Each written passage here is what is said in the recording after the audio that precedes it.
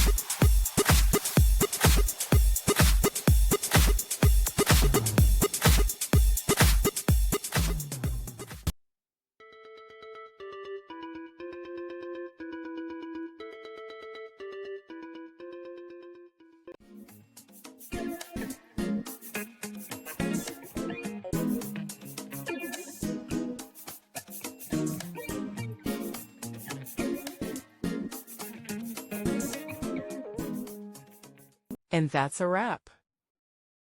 I hope you found the answer you were looking for. If you did, take a second to hit that subscribe button. It really helps out.